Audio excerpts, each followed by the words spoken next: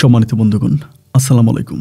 দূরে কাছে দেশে অথবা দেশের বাইরে থেকে কলিজার বন্ধুরা ঠিক এই মুহূর্তে যেখান থেকে বাস্তব জীবনের গল্প শোনার জন্য আমার সাথে জয়েন করেছেন, আমি আপন আর যে আপন জীবনের গল্পের 901তম পর্বে আপনাকে বরাবরের মতো স্বাগতম জানাচ্ছি। বন্ধুগণ, আজ আমি আপনাকে শোনাবো বন্দনগরী চট্টগ্রামের ছেলে মোহাম্মদ নাবিল হোসেনের জীবনের চরম প্রতারণামূলক এক পারিবারিক বাস্তব জীবন কাহিনী। বন্ধুগণ, আজকের গল্পের টাইটেল যে একটি সন্তানের আশায় শ্বশুরের কুপ্রস্তাবে রাজি হই আমি। এই গল্পটা এরকম একটা গল্প যে গল্পটার প্রসঙ্গে এই কথাটা না বললেই নয়, বেশ কিছুদিন ধরে ইউটিউব এবং ফেসবুকের প্ল্যাটফর্মে অনেকেই দেখে আসছে কাপল ভিডিওর পাশাপাশি এমন কিছু ভিডিও তৈরি করতেছে শ্বশুর এবং বউয়ের মাঝে। ক্যাপশনে দিয়ে রাখে যে আমার শ্বশুর আমার বেস্ট ফ্রেন্ড। শ্বশুরকে জড়িয়ে ধরে শ্বশুরের সাথে বিভিন্ন অঙ্গি ভঙ্গি করে সে ভিডিও আপলোড করতেছে এবং সেই ভিডিওর নিচে আপনারাই কমেন্ট করেন যে বউ এবং শ্বশুরের সম্পর্ক দেখে মনে হয় যেন বাবা মেয়ের এক কঠিন সম্পর্ক। না বন্ধু, শ্বশুর কখনোই বাবা হতে পারে না। শ্বশুর কখনোই বাবা হতে পারে না, এটা সম্ভব না। যেমনি আপনি চাইলে আপনার শরীরের ব্লাড গ্রুপ চেঞ্জ করতে পারবেন না, ঠিক তেমনি আপনি শ্বশুরকে কখনোই আপনার বাবার আসরে বসাতে পারবেন না। শ্বশুর সবসময় শ্বশুরই। আমাদের ইসলামের অনেক রীতিনীতি আছে। স্বামী ব্যতীত শ্বশুরবাড়ির অন্য প্রত্যেকটা মানুষের কাছে পর্দা করা উচিত। যদি ইসলামের বিধিনিষেধ মেনে চলতো তাহলে আমাদের সমাজে এভাবে অন্যায় অপরাধ বেড়ে যেত না। বন্ধুগণ, আমি আশা করব শুরু থেকে শেষ পর্যন্ত চট্টগ্রামের ভাই নাবিল হোসেনের জীবনের এই হৃদয় কাঁপানোর গল্পটা আপনারা প্রত্যেকে আমার মুখ থেকে শুনবেন এবং গল্প শেষে নাবিল ভাইকে ঠিক আপনার মতো করে একটা মন্তব্য কমেন্ট বক্সে লিখবেন। ধন্যবাদ সবাইকে। সম্মানিত বন্ধুগণ, আসসালামু আলাইকুম। আমার নাম মোহাম্মদ নাবিল হোসেন। আমার বাড়ি বন্দনগরী চট্টগ্রাম। বন্ধুগণ, আমি আমার জীবনের গল্পটা শুরু করার শুরুতে আপনাদেরকে আমার পরিবারের বিষয়ে জানিয়ে রাখি। আমার পরিবারে আমি আছি, আমার বাবা আছে, মা আছে, এছাড়া রয়েছে আমার দাদা দাদি সহ আমার ছোট একটা ভাই। আমরা টোটাল 2 ভাই, আমাদের কোনো বোন নেই। আমাদের পরিবারটা চট্টগ্রাম শহর থেকে অনেক দূরের কোনো এক আর্মি ক্যাম্পের একটা সুখী পরিবার। আমার বাবা পেশায় একজন বাংলাদেশ আর্মি। আমি খুব ছোটোবেলা থেকে দেখে আসছি প্রচুর শৃঙ্খলার মাঝে আমার জীবনটা কাটে। বাবা আমাকে অনেক আদর্শ আর ভালোবাসা দিয়ে গড়ে তোলে। বাবার আদর্শ আর ভালোবাসা নিয়ে আমি একটু একটু করে বড় হচ্ছিলাম। ঠিক তেমনি আমার বয়স যখন প্রায় 7 বছরের কাছাকাছি, তখন হঠাৎ করে কোনো এক অন্ধকার রাতে আমি এক প্রচুর চিৎকারের শব্দ শুনতে পাই। চিৎকারের শব্দ শুনে ঘুম ভাঙার পরে আমি যেটা বুঝতে পারি যে ওই রাতে নাকি আমার বাবা হার্ট অ্যাটাক করেছে। মানে আমার বাবা আমাদের ছেড়ে চলে গেছে। রাত্রেবেলা হার্ট অ্যাটাক করে বাবা মারা যাওয়ার অনেক পরে আমার মা বাবার ওই মৃত্যুটা বুঝতে পারে। এরপরে মায়ের চিৎকারে আমাদের ঘুম ভাঙে। আর্মি ক্যাম্পের অন্য লোকগুলোও তখন দৌড়িয়ে আমাদের বাসায় আসে। একটা পর্যায়ে দেখা গেল যে আমার বাবার ওই নিথর দেহটাকে হসপিটালের দিকে নিয়ে যাওয়া হলো। কিছুক্ষণের মধ্যে খবর চলে আসলো যে আমার বাবার দুনিয়াতে বেঁচে নেই। সরকারিভাবে সাময়িকভাবে খুব সুন্দর করে আমার বাবার দাপন কাফনের ব্যবস্থা করা হয়। আব্বুকে কবর দিয়ে দেওয়ার পরে আমার নানা নানির একমাত্র মেয়ে ছিল আমার মা। আমার মাকে আমার নানা নানি দুজনে অনেক বেশি ভালোবাসতো, অনেক আদর ভালোবাসা দিয়ে আমার মাকে বড় করে। ছোট এই বয়সে যখনই আমার মা আমার বাবাকে হারায়, ওই মুহূর্তে আমার নানা নানি সিদ্ধান্ত নিল যে আমার মাকে নিয়ে যাবে, আমার মাকে সাথে করে নিয়ে যাবে এবং আমার মাকে এখানে রাখবে না। এরপরেও আমার মা আমাদেরকে বুকে জড়িয়ে ধরে আমার দাদার বাড়ির আশ্রয় নিল। আমার দাদার বাড়িতে গেল এবং দাদার বাড়িতে যাওয়ার পরে দাদার বাড়িতে বিভিন্ন রকমের নির্যাতনের শিকার আমার মা হচ্ছিল। এই নির্যাতন সহ্য করতে না পেরে একটা সময় আমার মা বাধ্য হয়ে আমার দাদার বাড়ি ছেড়ে আমার নানু বাড়িতে আশ্রয় নেয়। এরপর আমার নানা নানু ওই সময় জীবিত ছিল। জীবিত থাকার কারণে আমার মাকে কোনো সময় কোনো কিছুর অভাব দেয়নি। প্রচুর আদর আর ভালোবাসা দিয়ে আমার মাকে আগলে রাখে। একইভাবে আমাকে আর আমার ছোটো ভাই নাসিরকেও আমার নানা নানি অনেক ভালোবাসে। আমরা মুহূর্তের মধ্যে নানা নানির ভালোবাসার কাছে ভুলে গেলাম আমার দাদা দাদির কথা। দাদা দাদির কথা আমার ঠিক ওই মুহূর্তে আর খুব বেশি একটা মনে পড়তেছিল না। সেখানকারই কোনো একটা স্কুলে আমার মা পুনরায় আমাকে আবারও ভর্তি করায়। নানুবাড়ির স্কুলে ভর্তি হওয়ার পরে আমার দিনকালগুলো খুব ভালোই যাচ্ছিল। ওখানে পড়াশোনা করতাম এবং আস্তে আস্তে করে সময়গুলো পাস হতে হতে একটা সময় আমার নানা নানি আমার মাকে প্রেশার দিল বিয়ে বসার জন্য, যে তোর তো এখনও বয়স অনেক কম, তুই বিয়ে বসে যা, বিয়ে কর। এভাবে নিজের জীবনটা নষ্ট করিস না। বিয়ে করার জন্য যখন আমার আম্মুকে প্রেশার দেওয়া হলো, আমার আম্মু তখন বলল যে না, আমি আর বিয়ে করবো না, কারণ আমার 2টা মানিক রতন আছে, আমি ওদেরকে নিয়ে আমার জীবন পার করে দিব। এই বয়সে আমি আর বিয়ের পিড়িতে বসতে চাই না। কিন্তু আমার নানা নানি বরাবরের মতো একটা কথা বলে যে মানুষ বিভিন্ন ধরনের বাজে কথা বলবে, নোংরা কথা বলবে, তুই বিয়ে বসে যা, এবং বিয়ে না বসলে আমাদের কাছে আমরা বিভিন্ন রকম খারাপ লোকের শরণাপন্ন হব এবং তারা আমাদেরকে বিভিন্ন ধরনের বাজে কথা শোনাবে, যার জন্য তুই বিয়ে করে ফেল। বিয়ে করার জন্য আমার মায়ের উপরে প্রচণ্ড রকমের প্রেশার দিচ্ছিল। মা ওই প্রেশার সহ্য করতে না পেরে একটা সময় আমার নানু বাড়ি থেকে আমার মা, আমার দূর সম্পর্কের এক খালা, আমার মায়ের চাচাতো বোনের বাড়িতে আমার মা তখন চলে যায়। ওইখানে গিয়ে আমার মা থাকে। আমার মনে আছে প্রায় 5 দিনের মতো হয়ে যায় আমরা আমাদের মাকে খুঁজে পাচ্ছি না, এবং মায়ের জন্য আমি এবং আমার ছোটো ভাই নাসির প্রচণ্ড রকমের কান্নাকাটি করি। আমাদের ওই কান্নাকাটি দেখে আমাদের পাশের ঘরের আমার এক মামা হয়, নাম হচ্ছে হোসাইন মামা। হোসাইন মামার তখন মায়া লাগে। হোসাইন মামা তখন গিয়ে আমার মাকে আমার খালাম্মার বাড়ি থেকে আনার জন্য যায় এবং খুবভাবে বুঝিয়ে একটা পর্যায়ে হোসাইন মামা নিজেই আমার মাকে গ্যারান্টি দিল যে ঠিক আছে, আমি তোকে গ্যারান্টি দিয়ে বলতেছি যে তোর বাবা মা তোকে বিয়ে দিতে পারবে না, এটার দায়িত্ব পুরোপুরিভাবে আমি নিলাম। আমি বেঁচে থাকতে তোর বিয়ে হবে না, তুই আমার কথা শুনতে আমার সাথে চলে আয়। এই কথা বলে আমার হোসাইন মামা তখন আমার মাকে আমাদের বাড়িতে নিয়ে আসে। পুনরায় নিয়ে আসার পরে তখন আমার মায়ের সমস্ত দায়িত্ব ওই হোসাইন মামা নেয়। যখনই আমার নানা নানু বিয়ের জন্য প্রেশার দিত, আমার মা তখনই হোসাইন মামার কাছে গিয়ে বলতো যে দেখ আমার বাবা মাকে বিয়ে দিতে যাচ্ছে। তখনই হোসাইন মামা আমার মায়ের পক্ষ নিয়ে আমার নানা নানির সাথে ঝগড়াঝাটি করতো এবং তাদেরকে বলতো যে তার অমতে তাকে কখনোই বিয়ে দেওয়া যাবে না। এরকম করে সময়গুলো কাটতে কাটতে একটা পর্যায়ে আমার মা ওই হোসাইন মামার সাথে মোটামুটি অনেকটা ভালো একটা সম্পর্কে জড়িয়ে পড়ে। সম্পর্কটা ছিল ঠিক এরকম যে আমার মায়ের মনের ভিতর লুকিয়ে থাকা ওই আবেগী কথাবার্তাগুলো আমার মা সবসময় হোসাইন মামার কাছে শেয়ার করতো, এবং ওই হোসাইন মামাও একইভাবে আমার মায়ের সাথে তার মনের ভিতর জমে থাকা কষ্টের কথাগুলো শেয়ার করতো। দুজনের মাঝে তখন একটুখানি জানাশোনা হয়ে যায়, শুরু হয় ভালো লাগা, এবং ভালো লাগা থেকে একটা পর্যায়ে তাদের মাঝে ভালোবাসারও সৃষ্টি হয়। সে ভালোবাসার সূত্র ধরে যেই মা বারবার বলেছে তিনি বিয়ে করবে না, বিয়ের প্রেশার দেওয়াতে বাড়ি থেকে পালিয়ে গেল। একটা সময় সেই মাই আমার নানা নানিকে বলতে শুরু করলো যে আমি হোসাইন ভাইকে বিয়ে করব এবং তাকে আমার খুব ভালো লাগে। একটা পর্যায়ে আমার মায়ের ওই কথা শোনার পর আমার নানা নানি উভয় অনেক খুশি হয়। খুশি হওয়ার পরে খুব পারিবারিকভাবে আনন্দ ফুর্তি এবং ধুমধাম আয়োজন করে আমার হোসাইন মামার কাছে আমার মাকে বিয়ে দেওয়া হয়, এবং তখনই হোসাইন মামা হয়ে পড়ে আমার সৎ বাবা। আমি তখন থেকে হোসাইন মামাকে আর হোসাইন মামা না বলে বাবা বলতে থাকি, এবং তিনিও আমি এবং আমার ছোট ভাই নাসিরকে অনেক ভালোবাসে, এতটাই ভালোবাসে যে ভালোবাসার বর্ণনা আমি দিয়ে শেষ করতে পারবো না। তিনি আমাদেরকে এত বেশি আগলে রাখে যে আমরা 2 ভাই যদি একটুখানি অসুস্থ হয়ে যাই তিনি পাগল হয়ে যায়। আমার মনে আছে আমার আম্মার যেদিন বাসরঘর হয় হোসাইন মামার সাথে, সেদিন আমরা 2 ভাই আমার আম্মার সাথে ঘুমাইছি। আমরা 2 ভাই, আমি, মা এবং হোসাইন মামা একই খাটে ঘুমিয়েছিলাম। এটা আমার জন্য খুব স্মরণীয় একটা রাত ছিল। যাই হোক, এরকম করে তখন আমি আস্তে আস্তে করে বড় হচ্ছিলাম। বাট আমার ছোট ভাই নাসির একটু দুষ্ট প্রকৃতির ছেলে ছিল। ও বরাবরের মতো অনেক দুষ্টামি করতো, কারো কথা মানতো না, কারো কথা শুনতো না, এবং পড়াশোনার প্রতিও ওর কোনো টান ভালোবাসা বা আগ্রহ ছিল না। বাবা মা যতই চেষ্টা করছে ওকে পড়াশোনা করানোর জন্য, কলেজে নিয়ে যাওয়ার জন্য, স্কুলে পড়ানোর জন্য, কিন্তু ও আসলে পড়াশোনা করতো না। আমার নানু বাড়িতে বেশিরভাগই উশৃঙ্খল পোলাপাইন ছিল, যারা দুষ্টমি করতো, মাঠে ঘাটে খেলতো এবং বিভিন্ন ধরনের চুরি চোট্টামি করতো। আমার ওই ভাইটা, ছোটো ভাইটা তাদের সাথেই জড়িয়ে পড়ে। তাদের সাথে জড়িয়ে আমার ছোটো ভাই মাঠে ঘাটে এখানে ওইখানে ঘুরে বেড়ায়। পড়াশোনার প্রতি তার বিন্দু মাত্র কোনো রকমের আগ্রহ নেই। বাট আমি পড়াশোনা করতাম, আমি পড়াশোনার প্রতি মোটামুটি ভালোই ছিলাম, আমি পড়াশোনা করতাম।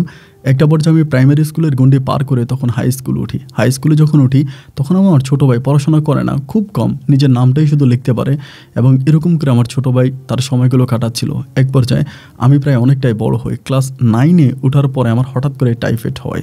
আমি জ্বরে আক্রান্ত হয়ে যাই। পুরো জ্বরে আক্রান্ত হয়ে 2টা বৎসর আমার পড়াশোনা সম্পূর্ণভাবে বন্ধ থাকে, এবং 2 বৎসর আমি এতটাই অসুস্থ হয়ে পড়ি যে আমার বাবা মা দুজনে আমার জন্য পাগল হয়ে যায়।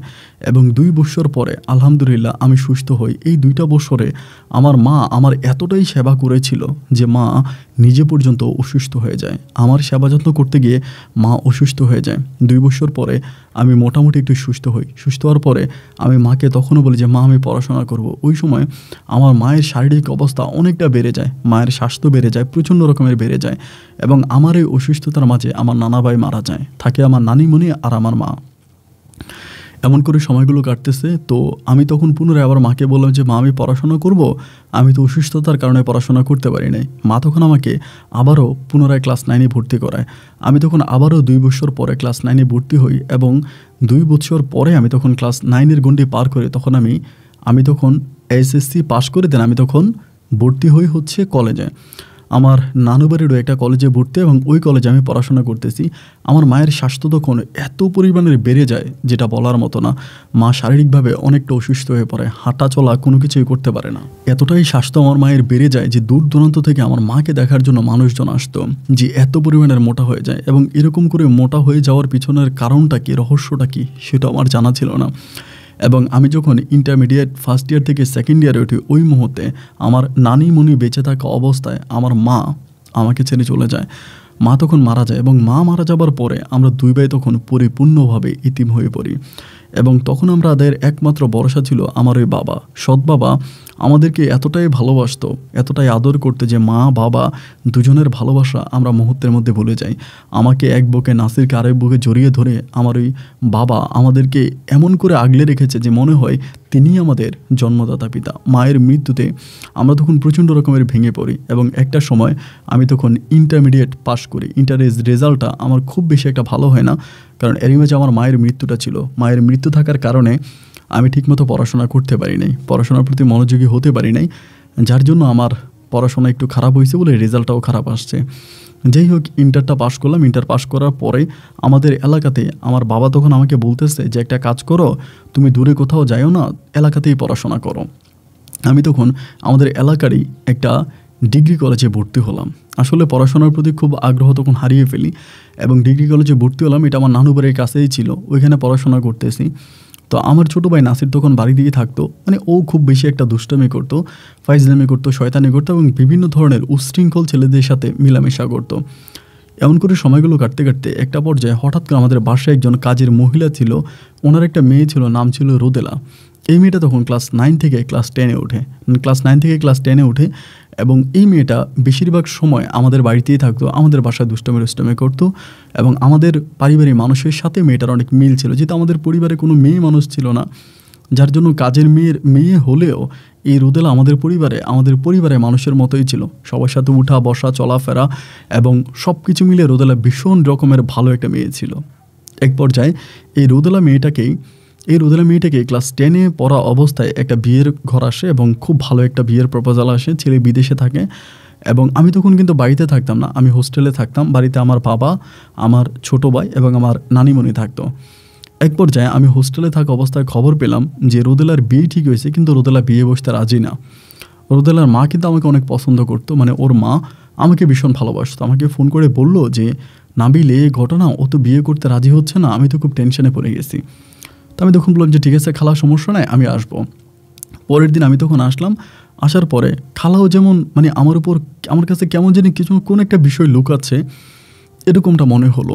বাট কোন বিষয় লুকাচ্ছে, কী লুকাচ্ছে আমি তো এটা বুঝতে পারি না। আমি বললাম যে খালা, আপনি আমার কাছে সব কিছু খোলাখুলি কথা বলেন, এখন কি হয়েছে, কেন বিয়ে বসতে রাজি হচ্ছে না, বিয়ে না বসার কারণটা কি? তিনি আমাকে বলে, বাবারে কি বলবো, উপরের দিকে থুতু মারলে এটা নিজের গায়ে পড়ে। সব কথা তো আসলে বলা যায় না, এজন্য বলতেও পারি না। শুধু তোমাকে একটা কথাই বলি, আমি আর আমার মেয়ের আত্মহত্যা করা ছাড়া মনে হয় আর কোনো রাস্তা খোলে নাই। আমি তখন বললাম, কি বলেন আপনি, আত্মহত্যা করতে হবে কেন, কী হয়েছে দেখি। রোদেলাকে আমি রোদেলার সাথে কথা বলি। পরেও তখন মানে পড়ার টেবিলেই ছিলাম, ওইখানে গেলাম, গিয়ে বললাম যে রোদেলা কী হয়েছে তোমার, তুমি তো আমাদের বাসায় থাকতে, আমাদের বাসায় যাইতে আসতে, আমাদের সাথে তোমার খুব ভালো একটা সম্পর্ক ছিল, বাট তুমি তো কখনো এরকম দুষ্ট প্রকৃতির মেয়ে ছিল না, তুমি তো যথেষ্ট পরিমাণে ঠান্ডা স্বভাবের একটা মেয়ে ছিল। তোমার মা আমাদের বাড়িতে কাজ করে তোমাকে পড়াশোনা করাইছে। আমি যতটুকু বুঝলাম যে তোমার খুব ভালো একটা বিয়ের প্রপোজাল আসছে, ছেলে বিদেশে থাকে এবং তোমাকেও বিদেশ নিয়ে যাবে, তুমিও দেখতে শুনতে অনেকটা ভালো, তাহলে সেখানে তুমি বিয়ে বসতে রাজি হচ্ছ না কেন? ও তখন নিচের দিকে তাকে আসে, কিছুই বলে না। আমি তখন বুঝতে পারলাম না যে কী হইলো, এত জিজ্ঞেস করার পরে ও কোনো রিপ্লাই করে না। তা আমি তখন আমার বাড়িতে চলে গেছি। বাড়িতে চলে যাওয়ার পরে মানে বাসায় গেলাম, তো নানির সাথে আমি আবার খুব বেশি দুষ্টমি করি। আমি আবার যাওয়ার সময় নানির জন্য এইটা ওইটা লিপস্টিক এগুলো নিয়ে যাই, ধরুন দুষ্টমি করার জন্য আর কি। এসব নিয়ে নানিকে দিলাম, নানি সাথেও দুষ্টমি করে দেয়। নানিকে আমি বললাম যে নানি, রোদেলা মেয়েটার বাড়িতে গেলাম, আমার কাজের বুয়া ফোন দিয়ে নিয়ে গেল, কিন্তু মেয়েটা বিয়ে বসতে রাজি হয় না। মেয়েটার একটা ভালো প্রপোজাল আসছে, ছেলেটা বিদেশ থাকে এবং ছেলেটা মেয়েটাকে নিয়ে যাবে বিদেশে। এরকম একটা প্রস্তাব পাওয়ার পরও মেয়েটা রাজি হচ্ছে না। আমার নানি আমাকে বললো যে হয়তো দেখ কোনো না কোনো সমস্যা আছে, এটা বলে নানি তখন ঘুমিয়ে গেল। নানি ঘুমিয়ে যাওয়ার পরের দিন আমাদের বাড়িতে আমাদের এলাকার যিনি চেয়ারম্যান, বর্তমান চেয়ারম্যান, তিনি আমাদের বাড়িতে আসছে। আইসা আমার আব্বাকে ডাইকা নিয়ে একটা রুমের মধ্যে ডাইকা নিয়ে আমার আব্বা রুম থেকে বেরোয়ার পরে আব্বা তখন গালাগালি শুরু করছে যে এই নাসির কই এরকম করে গালাগালি করতেছে। বাট ঘুম থেকে ওঠার পর থেকে হঠাৎ আর নাসিরকে পাচ্ছি না। মানে ঘুম থেকে উঠে দেখি যে নাসির আর নাই। এখন নাসির কোথায় গেল, নাসিরকে খুঁজতেছি, বাড়ির সবাই মিলে যে কিরে নাসির কই গেল। আমার আব্বা, তারপরে আমি, পরিবারের সব মানুষগুলি খুঁজতেছে, ও নাই। তো এই চেয়ারম্যান চলে গেল। যাওয়ার পরে আমার আব্বাকে তখন আমি জিজ্ঞেস করলাম যে আব্বা হঠাৎ করে চেয়ারম্যান কেন আসলো, চেয়ারম্যান তোমার এই কী বললো, আর নাসিরও বা হঠাৎ করে বাড়ি থেকে উদাও কেন হয়ে গেল। আমার আব্বা বললো তোর ভাই সর্বনাশ করেছে, আমাদের এই বংশের মান সম্মান সব কিছু ধূলিসাৎ করে দিয়েছে। আমি বললাম কী করেছে ও, আমার কাছে বলো। আমার আব্বা বলে তুই যে বলস রোদেলা বিয়ে বসে না, রোদেলা বিয়ে বসবে কেমন করে, কারণ রোদেলার পেটে তো তোর ভাই নাসিরের সন্তান। এটা শোনার পর আমি তখন মনে হয় দুনিয়াতে নাই, কারণ রোদেলা আর নাসির প্রায় একই বয়সী। এরকম ছোট বয়সে ক্লাস 10-এ পড়া অবস্থায় একটা ছেলে কীভাবে একটা মেয়ের পেটে বাচ্চা দিতে পারে, এটা আমার বোধগম্য না। এবং নাসিরকে যতটুকু আমি দেখেছি, নাসির খুব বেশি চালাক প্রকৃতির কোনো ছেলেও না, মানে একটু হাবাগোবা টাইপের, বোকা টাইপের, সবার সাথে উঠে বসে মিশে, মানে তার ভিতরে খুব বেশি একটা প্যাঁচ গোছ নাই। দেখলে মনে হয় না যে ও খুব বেশি প্যাঁচ করা ছেলে, খুব ঝামেলা করা ছেলে, এরকম মনে হয় না। মোটামুটি যথেষ্ট পরিমাণের ভালো একটা ছেলে মনে হয়। আমার আব্বার মুখের কথাগুলো শোনার পরে আমি কথাটা বিশ্বাস করলাম না।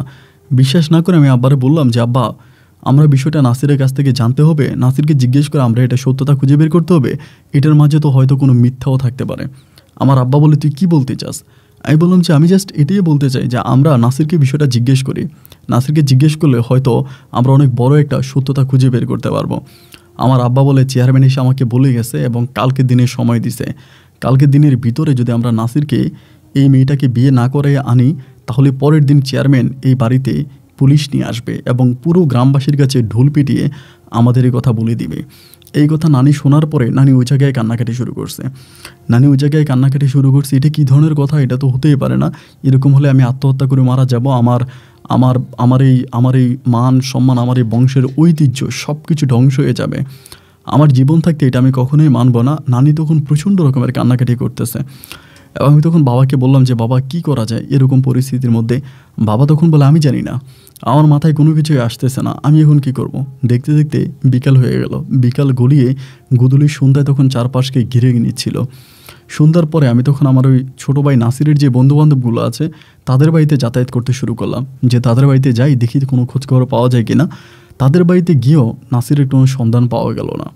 নাসিরের কোনো সন্ধান না পেয়ে এশার আজান দিয়ে দিল এবং পরের দিন শুধুমাত্র সময় আছে, পরের দিন বিকালবেলায় নাসিরকে বর সাজিয়ে ওই বাড়িতে নিতে হবে। এবং আমরা যদি এটা না করি তাহলে আমাদের অবস্থা এতটাই ভয়ানক হয়ে যাবে যে চেয়ারম্যান তার দল বল সহ থানার পুলিশ নিয়ে এসে আমাদের মান সম্মান সব কিছু শেষ করে দিবে।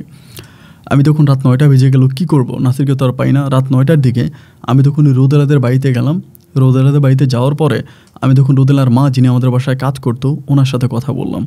ওনারে বললাম যে খালা, আপনি তো দীর্ঘদিন ধরে আমাদের এখানে কাজ করেন এবং আমাদের বাসায় তো আপনি অনেক দিন ধরে ছিলেন, আপনি তো আমাদের সম্বন্ধে সবই জানেন, তো আমাদের মান সম্মান সব কিছু নষ্ট করতে কোনো লাভ নাই, আপনি আমাদেরকে একটু সময় দেন, আমরা নাসিরে খুঁজে বের করি। যদি নাসিরকে আমরা খুঁজে পাই তাহলে আমরা নাসিরের মাধ্যমে নাসিরকে দিয়ে আপনার মেয়েকে বিয়ে করায় নিয়ে যাব, তো আমাদেরকে জাস্ট কয়টা দিন সময় দেন।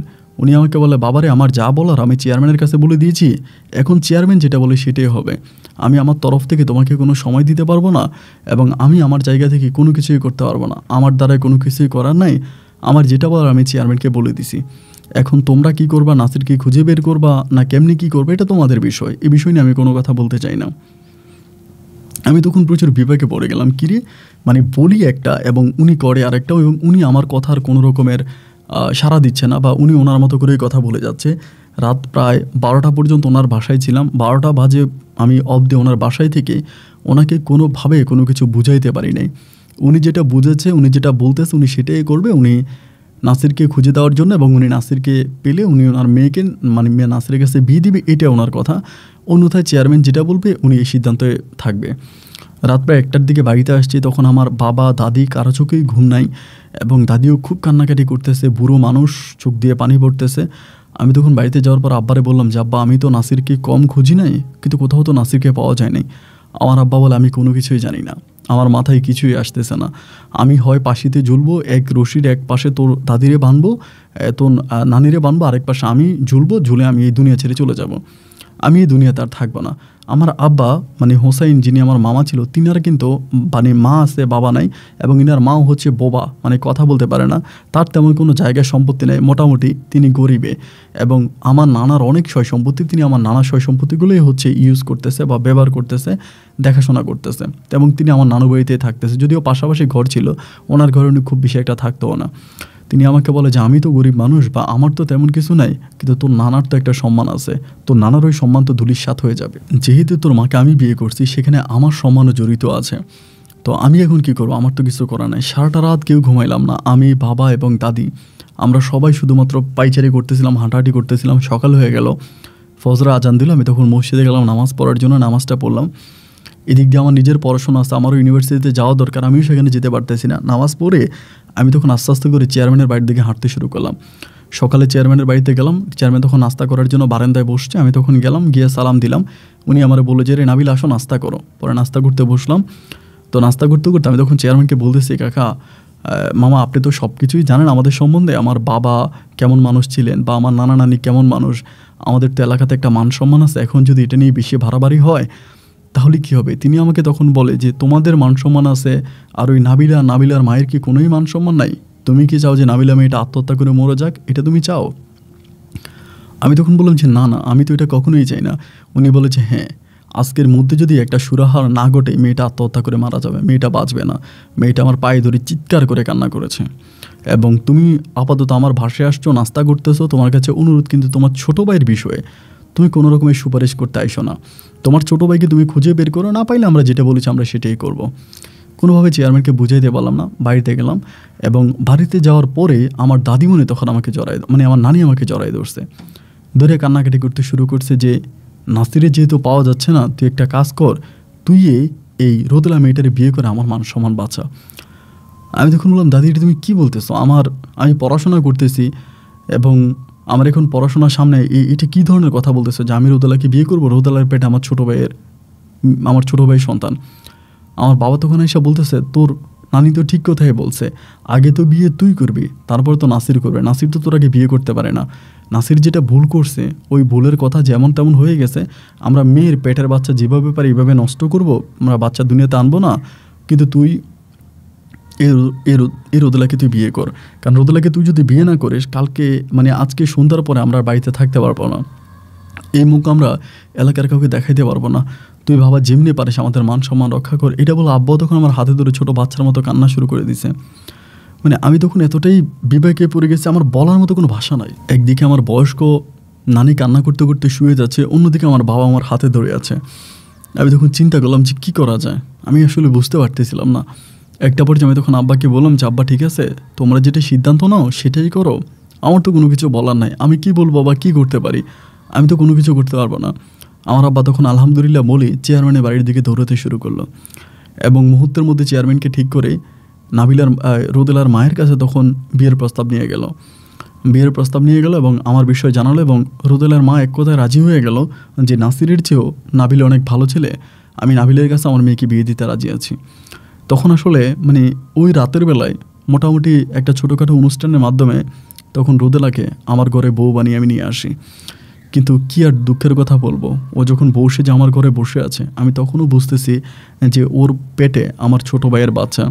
বাট সে সময়টা পর্যন্ত কিন্তু আমি নাসিরকে খুঁজে পাচ্ছি না, বা নাসির কোথায় গেল, কোন জায়গায় গেল, ওর কোনো সন্ধান আমি মানে পাওয়াই যাচ্ছে না। ওর কোনো নাই, ও নাই এলাকাতে টোটালি নাই, এলাকা থেকে ওর পুরোপুরিভাবে উধাও হয়ে গেছে। ও যে কই গেছে এটা ওই ভালো জানে, আর আল্লাহ তাআলা হয়তো ভালো জানে, আমি জানি না ও কোথায় আছে। তো বাসর ঘরে পুরোটা রাতে আমার কান্না করতে করতেই কাটছে। সত্যি কথা যেটা, আমি একটা মুহূর্তের জন্য আসলে দুটি চোখের পাতাকে এক করতে পারি নাই, এবং আমার ওই মন খারাপ দেখে রোদেলা নিজেও অনেক মন খারাপ করে। দেখতে দেখতে সকাল হওয়ার পরে আমি তখন বললাম যে আমি চলে যাব, আমার কাজ আছে, আমার পড়াশোনা আছে, আমি চলে যাব। আমার নানি তখন আমাকে বলতেছে, পাগল হয়েছিস, তুই মাত্র বিয়ে করছিস, ম্যাক্সিমাম 1 সপ্তাহ তোর বউর সাথে থাকা লাগবে। আমি বললাম যে এটা ঠিক না, আমি আমার বন্ধুবান্ধব কাউকেই তো এই বিয়েতে ইনভাইট করি নাই, কাউকেই জানাই নেই। এখন আমার ইউনিভার্সিটিতে না গেলে বিষয়টা জানাজানি হয়ে যাবে, এবং আমি তখন মান সম্মান হারাবো, সব আমাকে খারাপ কথা বলবে। আমার নানি আমাকে বলে, বন্ধুবান্ধব বড় তোর কাছে না আমরা বড়, তোরে যা বলছি তাই কর, তুই কোনো রকমের বাড়তি কথা বলিস না, তুই এখন যাবি না। এবং নানি এতভাবেই প্রেশার দিল যে আমি আসলে যেতে পারলাম না। একটা পর যে আমি 1 সপ্তাহের মতো টোটালি ঘরবন্দি হয়ে গেলাম, মানে ঘরেই রয়ে গেলাম। 1 সপ্তাহ পরে আমি তখন ইউনিভার্সিটিতে গেলাম, এবং ইউনিভার্সিটিতে ওই সময় যাওয়ার পরে যত বন্ধুবান্ধব ক্লাসমেট যাদের সাথে পড়াশোনা করলাম সবাই আমার চোখে আঙ্গুল দিয়া বলে, কিরে বাচ্চা দিছে নাকি তোর ছোটো ভাই, বিয়ে নাকি করলি তুই, এটা কী ধরনের কথা। মানে বন্ধুবান্ধবরা এমনভাবে অপমান করে ছোট করে কথা বলতে শুরু করছে যে আমি আসলে লজ্জায় মুখে দেখাতে পারতেছি না, মানে লজ্জায় কোনো কথাই বলতে পারতেছি না যে আল্লাহ এটা কী, এবং এগুলো কী ধরনের ব্যবহার ওরা যা করতেছে। আমি ক্যাম্পাসে কোথাও যেতে পারি না, ক্যাম্পাসের দোকান থেকে শুরু করে কলেজের গেট থেকে শুরু করে এবং প্রতিটা পয়েন্টে সব আমাকে একটা কথাই বলে আছে, কিরে বাচ্চাদের তোর ছোটো ভাই বিয়ে করলি নাকি তুই। মানে এই জিনিসটা এতভাবে ছড়িয়ে গেছে, এতভাবে ভাইরাসের মতো ছড়াইছে যেটা আসলে বলা বাহুল্য। একটা পর্যায়ে আমি তখন চিন্তা করলাম যে না, আমার ওই হোস্টেলে থাকা আমার জন্য খুব ডিফিকাল্ট হয়ে গেল। হোস্টেলে বন্ধুরা আমাকে দেখলেই টিটকারি মারে, ইঙ্গিত মারে, বিভিন্ন ধরনের বাজে কথা বলে, এবং আমার ছোটো ভাই এবং আমাকে নিয়ে বাজে কথাগুলো বলতে বলতে একটা পর্যায়ে আমি সিদ্ধান্ত নিলাম যে না, আমি আর হোস্টেলে থাকবো না। এবার হোস্টেল থেকে আমি তখন বাসায় চলে আসলাম। বাসায় এসে পুনরায় আবারও ক্লাসে যাচ্ছি, আসতেছি, কিন্তু এই কথাগুলো আমাকে প্রতিনিয়তই বলতেছে। একটা পর্যায়ে নিজের উপর একটা ঘৃণা ঢুকে গেল। না ঠিকমতো রোদেলাকে ভালোবাসতে পারতেছি, না ঠিকমতো ক্লাস করতে পারতেছি, না নিজেকে নিজে একটুখানি শান্তি দিতে পারতেছি। সব কিছু মিলিয়ে মনে হলো যে আমার জীবনটা অনেক হাঁপিয়ে উঠছে, আমি আর নিঃশ্বাস নিতে পারতেছি না, নিঃশ্বাস ফেলতে পারতেছি না, বুকটা অনেক ভারী হয়ে গেল। একটা পর্যায়ে এরকম মেনশনে পড়ে আমি তখন পড়াশোনাটা বন্ধ করে দিলাম। টোটালি পড়াশোনা অফ, আমি আর পড়াশোনা করব না, বাড়ির মধ্যে বসে আছি। আমার নানি তখন বলতেছে, এটা কী ধরনের কথা, তুই পড়াশোনা করবি না, এটা কোনো কথা হইলো নাকি, তুই পড়াশোনা কর, তুই আমার বড় নাতি, তুই পড়াশোনা করে একদিন মানুষের মতো মানুষ হবি, এটা ওইটা অনেক কথাই বলে। আমি নানিরে বললাম যে না নানি, আমি আর পড়াশোনা করবো না, আমার দ্বারায় পড়াশোনা করা সম্ভব না, আমার দ্বারায় পড়াশোনা হবে না, আমি টোটালি পড়াশোনা তখন বন্ধ করে দিই। পড়াশোনা বন্ধ করে দিয়ে বাড়িতে পড়ে আসি। এবার এলাকার মানুষজন আমাকে সেম একই ভাষায় কথা বলতেছে, যেটা আমার ক্যাম্পাসে ইউনিভার্সিটিতে বন্ধুবান্ধবরা বলতো, এইটা আমার এলাকার লোকজন আমাকে বলতেছে। আমাকে দেখলে এবার, কিরে নাসির, তুই নাকি পেটেরটা সহ বিয়ে করছিস, তুই নাকি ডাবল বিয়ে করছিস, এরকম ওইরকম বলে মানে যেইভাবে পারতেছে ওইভাবে আমাকে মানে অপমান অপদস্থ করতেছে। আমি এই অপমান আর নিতে পারতেছিলাম না। আমি নানিকে জড়ে ধরে কান্নাকাটি করি যে নানি, আমার ভাগ্যটা কেন এরকম হলো, ঘটনা ঘটাইল নাসির, এবং সেটার কেন দায়ভার আমাকে নিতে হবে। আজ পর্যন্ত নাসিরের কোনো সন্ধানই পাওয়া গেল না, ও কোথায় গেল না গেল, ও কই গেল, ওরে আমরা খুঁজেই পাইলাম না। এবং মধ্যখানে আজকে আমাকে এগুলার বিষয় নিয়ে ফাঁসাফাঁসি হইতেছে। আমি কাজের মেয়ের বিয়ে করছি, এটা বড় কথা না, এবং এটা নিয়ে আমি কোনো কষ্টও পাই না, সবাই মানুষ। কিন্তু এখন যেভাবে আমাকে অপমান করা হচ্ছে, আমাকে যেভাবে অকথ্য ভাষায় ছোটো করা হচ্ছে গ্রামবাসী মিলে, আমার তো এখানে থাকা সম্ভব না। নানি আমাকে বলে, তুই ঘর থেকে বেরোস না, তুই ঘরের ভিতরেই থাক। তা একটা মানুষ আসলে কতক্ষণ ঘরে বন্দি থাকতে পারে? আমি তো পশু পাখি না, আমি তো মানুষ, আমারও তো বাইরে বেরোতে ইচ্ছে করে, এবং বাইরে বের হলে এই ধরনের কথাবার্তাগুলো শুনতেছে। একটা পর্যায়ে আমি তখন আমার নানিরে বললাম যে নানি, আমার ইন্ডিয়া চোখে তো মানুষের এতই কথাবার্তা বা এতই কিছু, আমি নাইলে পড়াশোনাও তো অত বেশি করতে পারলাম না, মাত্র ইন্টার পাস করছি, এই ইন্টার পাস দিয়ে ভালো কোনো চাকরিও পাওয়া যাবে না। আমার অনেক বন্ধুবান্ধব ইউরোপে আছে, আমি ইউরোপের কোনো একটা দেশে চলে যাব, তুমি কিছু জায়গায় সম্পত্তি বিক্রি করে আমাকে টাকা দাও, আমি ইউরোপে চলে যাব। এই কথা আমি একইভাবে আমার বাবাকেও বললাম।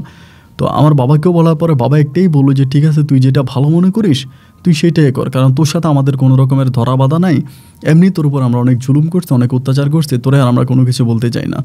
আমার আব্বু আমাকে একই কথা বলে। আমি তখন বিভিন্ন পাসপোর্ট করলাম, এবং পাসপোর্ট করার পরে বিভিন্ন অফিসে তখন পাসপোর্ট জমা দিচ্ছিলাম ভিসার জন্য। প্রথমত ইতালির জন্য ট্রাই করেছিলাম, কিন্তু ইতালিতে আমার ভিসাটা হলো না, এবং এছাড়া আরও আদার্স কয়েকটা দেশে ট্রাই করতেছি, বাট আমার ভিসাটা হয় না। এরই মাঝে একটা বিষয় বলে রাখি, সেটা হচ্ছে রোদেলার যেই সন্তানটা পেটে ছিল, এটা বিয়ের পরপর আমার বাবা এবং আমার দাদি ওষুধ খাওয়ায় বাচ্চাটাকে নষ্ট করে ফেলে। যদিও এতে রোদেলা অনেক অসুস্থ হয়ে যায়, তাকে দীর্ঘদিন হসপিটালে থাকতে হয়, কিন্তু বেবিটা তারা নষ্ট করে, বেবিটা আনে না। কারণ বেবিটা আনলে তো বেবির পরিচয় দিতে গেলেই তো সবার কাছে বিভিন্ন ধরনের প্রশ্নের কৈফিয়ত দিতে হবে, এই জন্য বাচ্চাটাকে আনলো না। এবার আমি ইউরোপের জন্য এখানে ওইখানে বিভিন্ন জায়গায় দিচ্ছিলাম। দীর্ঘ প্রায় 4 মাসের মতো আমি ইউরোপের জন্য ট্রাই করি। 4 মাস পুরো আমি ইউরোপের জন্য ট্রাই করি, কোনোভাবে 4 মাসে আমার ভিসা লাগে না, আমি 4 মাসে ভিসা লাগাইতে পারি না। এবং 4 মাস পরে আরও বেশি খারাপ হয়ে যাচ্ছিলাম, মানে মন মানসিকতা দিন যত সামনের দিকে যাচ্ছে, নিজের মেজাজ নিজের অস্তিত্ব ঠিক ততটাই খারাপের দিকে যাচ্ছে। একটা পর্যায়ে চিন্তা করলাম, যেহেতু ইউরোপের ভিসা লাগতেছে না, আমি আর ইউরোপের বিষয়ে দৌড়াবো না, আমি মিডল ইস্টের কোনো একটা দেশে চলে যাব। তাও তো আমি বাড়ি থেকে অন্তত মুক্তি পাই, কারণ বাড়িতে থাকলে পরে আমাকে এই ধরনের কথার সম্মুখীন হওয়া লাগতেছে, ছোট হওয়া লাগতেছে, অপমান হওয়া লাগতেছে, আমি জাস্ট বাড়ি থেকে বের হয়ে যাই। এরপর এটা পরে হিসাব করা যাবে। দেন একটা পর্যায়ে আমি তখন সিদ্ধান্ত নিলাম যে আমি মিডল ইস্টে কোনো একটা দেশে যাব। তো মিডল ইস্টের অনেকগুলো দেশে পাসপোর্ট জমা দিয়েছি। এমন করে ঘোরাফেরা করতে করতে দেন কাতার একটা দেশের মধ্যে আমার তখন ভিসা লাগে, কাতার একটা কোম্পানির ভিসা লাগে। এবং লাগার পরে আমি তখন আমার জায়গা সম্পত্তি বিক্রি করা লাগে না, আমার নানির কাছে কিছু গয়নাগাটি থাকে, ওই গয়নাগাটিগুলো দিয়েই মোটামুটি আমার ওই বিদেশের টাকা মেকআপ হয়ে যায়। দেন আমি তখন কাতারে চলে যাব। বাট এই যে এতগুলো মাস এখানে অতিবাহিত হচ্ছে, এরই মাঝে কিন্তু নাসিরের কোনো রকমের সন্তান নাই। নাসির কিন্তু টোটালি নাই, ও যে কই গেছে ও জানে আর ওর আল্লাহ জানে, ওরে আর খুঁজে পাই না। অ্যান্ড সেই সময়টাতে কিন্তু আমি রোদেলাকে অনেক পছন্দ করি এবং রোদেলাকে আমি অনেক ভালোবাসি। যে রোদেলার সাথে আমি কথা বলতেই চাইতাম না, একটা পর যেরকম হইতো যে ও খাটে ঘুমাইলে আমি সোফাতে ঘুমাইতাম, এমন একটা অবস্থা ছিল। বাট ওই সময় আমি রোদেলাকে অনেক পছন্দ করি, কারণ ও আমার ব্যক্তিত্বের আমার হৃদয়ে ঢুকে গেছে, আমার মনটাও অনেক ভালো বুঝতে পারে, আমার ভিতরে লুকিয়ে থাকা কষ্টটা স্পষ্ট দেখতে পায়। সব কিছু মিলিয়ে আমার কাছে মনে হলো যে না, আমার জন্য সে খুবই পারফেক্ট।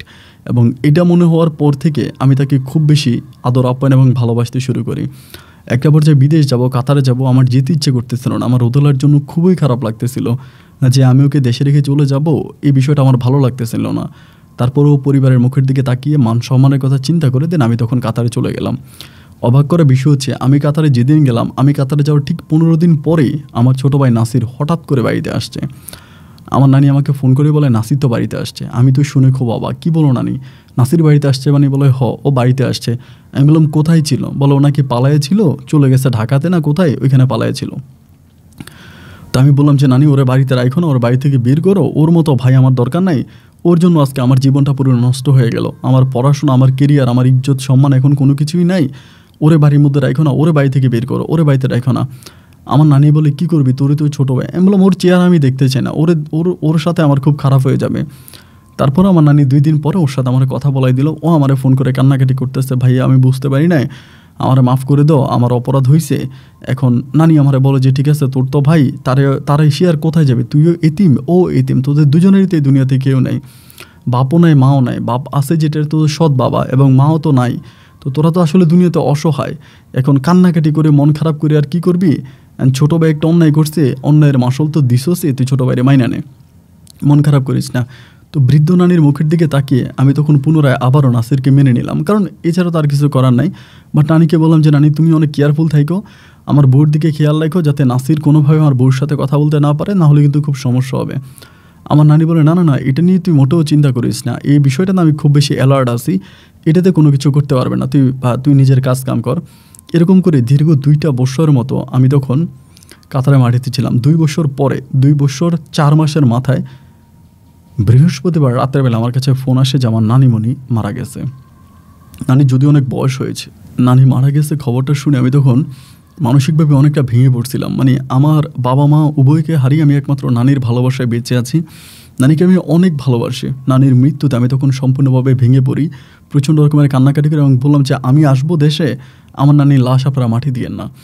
এরপরে আমি আমার কোম্পানি থেকে ইমিডিয়েটলি ছুটি নিই এবং ছুটি নিয়ে টিকিট কাটি। তারপরেও আমি প্লেনে ওঠার সময় তারা আমাকে বলতেছে লাশ থাকবে না, লাশ নষ্ট হয়ে যাবে, বয়স্ক মানুষ, এবং তখন গরম পড়তেছিল, বলে লাশটাকে রাখা যাবে না, এটা পচা গন্ধ ছুটে যাবে, তোর নানির আত্মায় কষ্ট পাচ্ছে, তাকে আমরা মাটি দিয়ে দিই, তুই দেশে আয়, এবং দেশে আসার পর তোর নানির কবর জিয়ারত করবি, এছাড়া কিছুই করার নাই।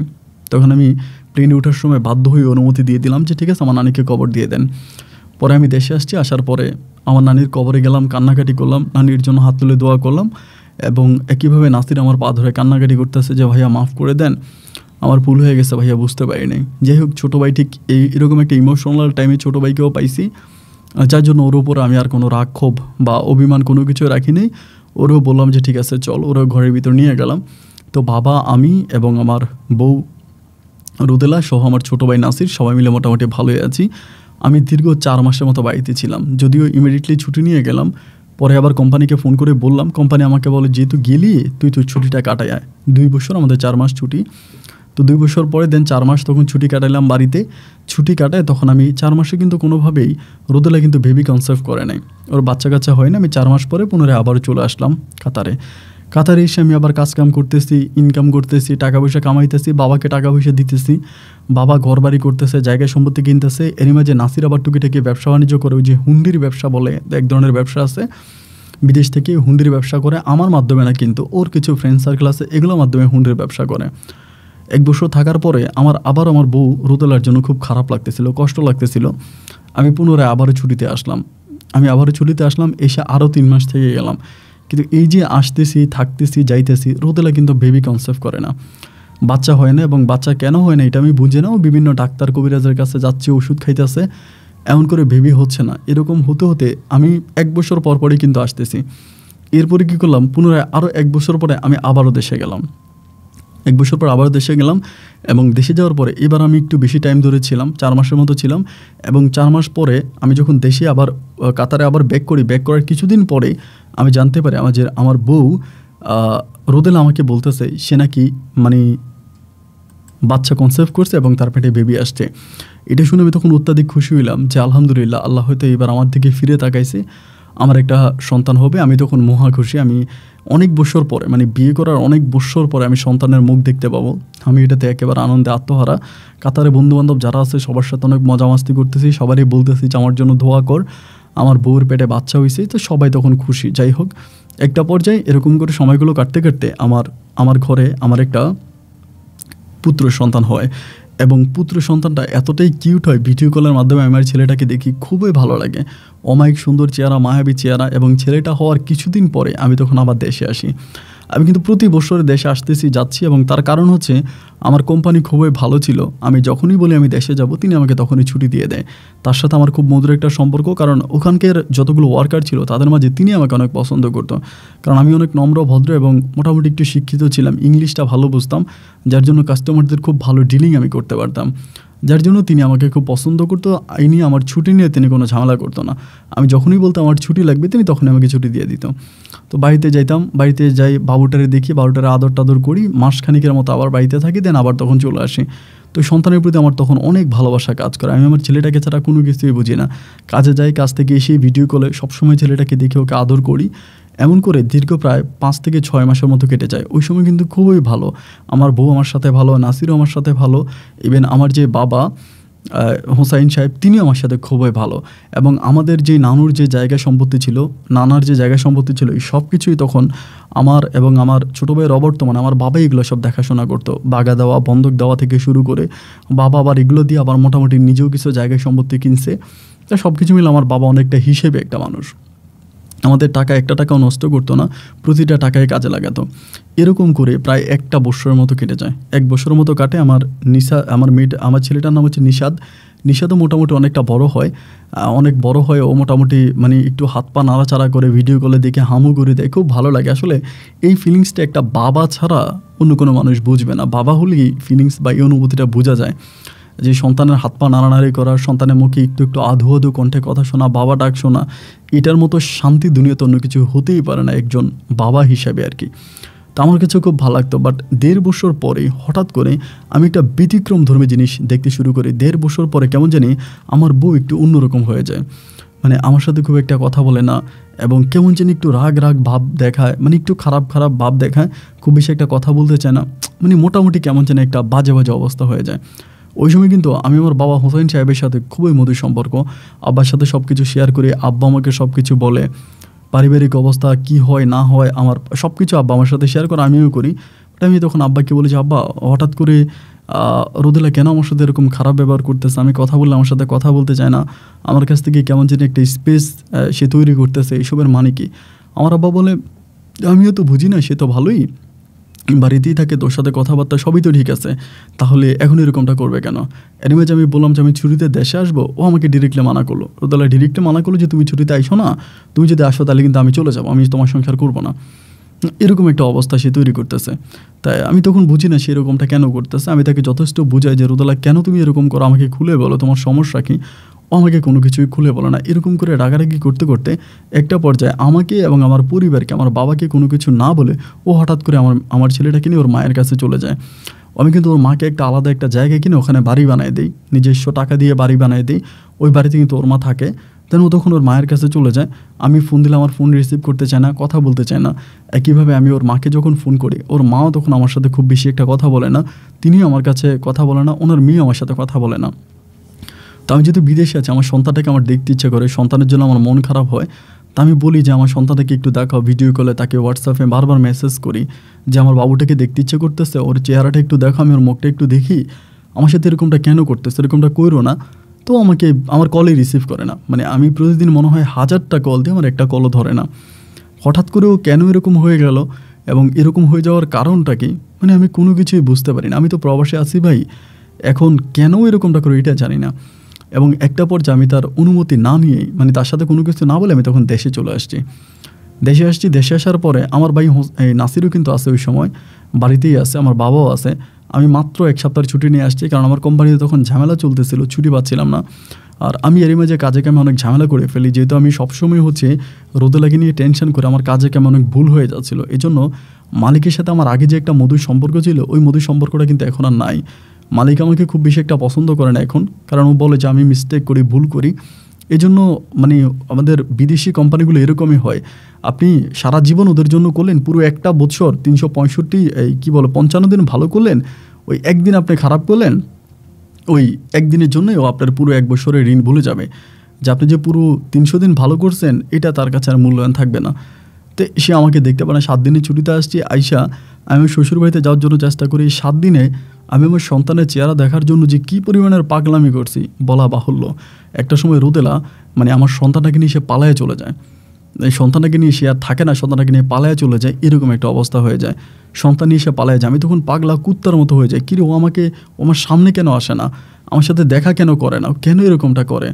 কান্নাকাটি করে 7টা দিন মনে হয় আমার মৃত্যুর মতো কাটে। আমি 7 দিন পরে পুনরায় কান্না করতে করতে আবারও কাতারে চলে আসি।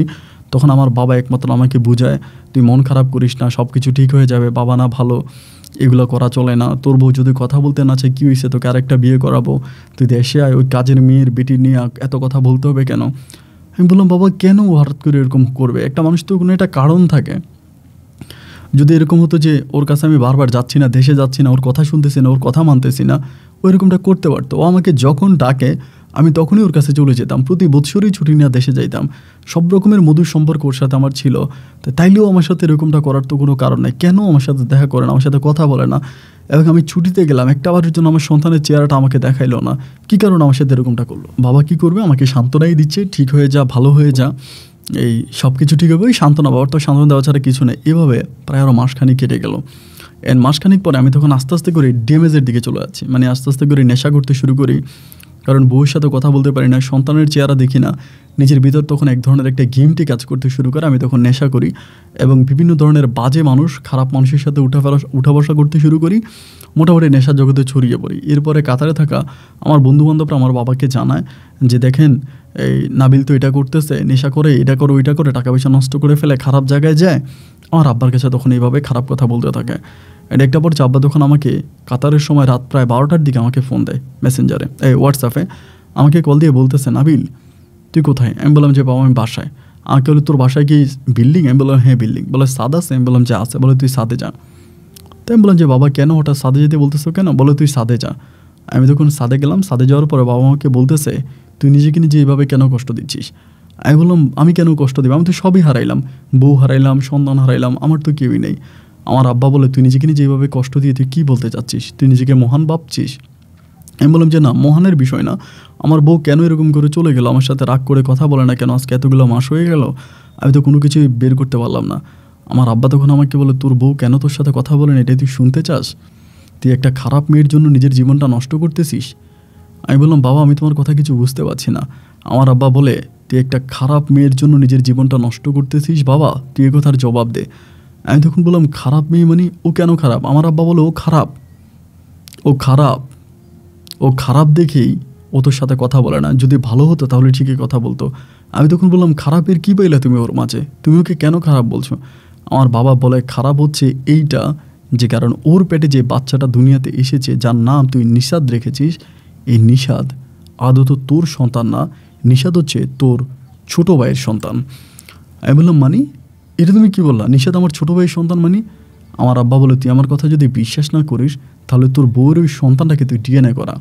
তুই যদি ওই সন্তানকে ডিএনএ করাস তাহলে তুই বের করতে পারবি যে এই সন্তানের বাবাকে। এই মেয়ে এই ভয়ে তুই দেশে আসতে চাচ্ছিস, তোকে দেশে আনতে চাই নাই, কারণ তুই যদি কখনোই সন্তানের ডিএনএ করাস এই ভয়ে তোকে দেশে আনতে চাই নাই। এবং একইভাবে শেষ পর্যন্ত তুই দেশে আসার যখন চলেই আসলি, ও তখন সন্তানটা নিয়ে পালায়ে গেছে। একটা বারের জন্য সন্তানটাকে তোর সামনে আনে নাই, তার কারণ হচ্ছে তুই যদি সন্তানকে ডিএনএ করাস, এর জন্য তোর সামনে সন্তানটাকে আনে নাই। আর এটার জন্য যে শুধু মেয়েটা দায় তা কিন্তু না, এটার জন্য দায় কিন্তু তোর ছোটো ভাই নিজেও।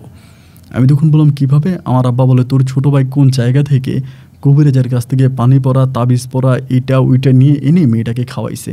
এবং দীর্ঘদিন আমি এটা দেখছি। আমি তোর ছোটো ভাইকে মানা করছি যে এগুলো করিস না, কিন্তু তোর ছোটো ভাই এতটাই বেপরোয়া যে আমার কথা শোনে না। ও আমাকে পর্যন্ত মারতে আসে, ও আমাকে বলে আমি এই পরিবারের কেউ না, আমি নাকি তোর মায়ের সম্পদ ভোগ করতেছি, তোর মায়ের সম্পদ খাচ্ছি, এটা ওইটা নিয়ে এসে আমার সাথে খারাপ ব্যবহার করে। তুই যদি আমার কথা বিশ্বাস না করিস তাহলে তুই তদন্ত করে দেখ। মানে এই কথাটা শোনার পরে আমার বউর উপরে আমার কী পরিমাণে রাগ হয়েছে সেটা তো আছেই, কিন্তু এর চেয়েও বেশি রাগ হয়েছে আমার ছোটো ভাই নাসিরের উপরে। একবার নাসির একইভাবে রোদেলার পেটে বাচ্চা দিল, ওই বাচ্চা সহ রোদেলাকে আমার বিয়ে করা লাগছে। এখন পুনরায় নাসির আবারও আমার বউর সাথে এরকম অবৈধ সম্পর্ক করলো। বাবার ভাষ্য মতে ও রোদেলাকে তাবিজ তুমান করছে এবং ব্ল্যাক ম্যাজিক করেই ও রোদেলাকে এরকমটা করছে। এবং বাবু হবার পরে রোদেলা তখন ভাষা থেকে পালায় গেছে, কারণ রোদেলা বুঝে গেছে যে ওই বেবির বাচ্চা নাসির, যার জন্য আমার সাথে এরকমটা করতেছে। এবং বাবার ওই কথাগুলো সত্যতার মিল আমি এই জন্যই পাইলাম। রোদেলা হঠাৎ করে এরকম পরিবর্তন হওয়ার তো অন্য কোনো কারণ নাই। এবং সন্তানটাকেও আমার সামনে একটাবারের জন্য আসে না, আমার সামনেও পড়ে না, আমার সাথে কথাও বলে না। তার মানে তো এটাই। আমি তখন নাসিরে কোনো কিছুই বললাম না। বাবার কথাগুলো শোনার পরে শরীরে রক্ত তখন টকবক করতেছে, পারতেছি না যেন নিজের জীবন নিজে দিয়ে দিই। আর শুধু চিন্তা করতেছি কীভাবে দেশে যাওয়া যায়। একটা সময় কোম্পানি কাছে ছুটি ছিলাম যে আমার ছুটি দেয়, কোম্পানি আমার ছুটি দেয় না। ছুটি যখন আমার কোম্পানি দেয় না, আমি তখন ক্যান্সেল নিয়েছি। ক্যান্সেল নিয়ে আমি তখন কাতার থেকে দেশে আসছি। দেশে যে আসছি আমি এটা আবার বাবাকেও বলি নাই, নাসিরকেও বলি নাই। আমি দুপুরবেলা হঠাৎ করে বাড়িতে আসছি। দুপুরবেলা হঠাৎ করে বাড়িতে আসার পরে আমার বাবা তখন আমাকে জানালা দিয়ে দেখছে, দেরা বাবা দৌড়ে আসছে। আয়সা বলে কিরে এই নাবিল কী হয়েছে, তুই হঠাৎ করে চলে আসলে, বাবারেও ফোন দিলি না? আমি বললাম যে বাবা নাসির কোথায়? বলে নাসির তো ঘুমাইতে আছে পাশের রুমে। আমার ব্যাগের ভিতরে হকি স্টিকের মতো একটা জিনিস ছিল যেটা আমি নাসিরকে পিটানোর জন্য নিয়েছিলাম। আমি তখন ওইটা বের করেই দরজাটা লাথি দিয়ে ভেঙে ওরে ঘুমের মধ্যে মারা শুরু করছি। কয়েকটা বাড়ি দিছি, দেওয়ার পর ওর তখন ব্লাড বেরিয়ে গেছে। ও তখন এখান থেকে কোনো মতো হামুগুড়ি দিয়ে দৌড় দিছে।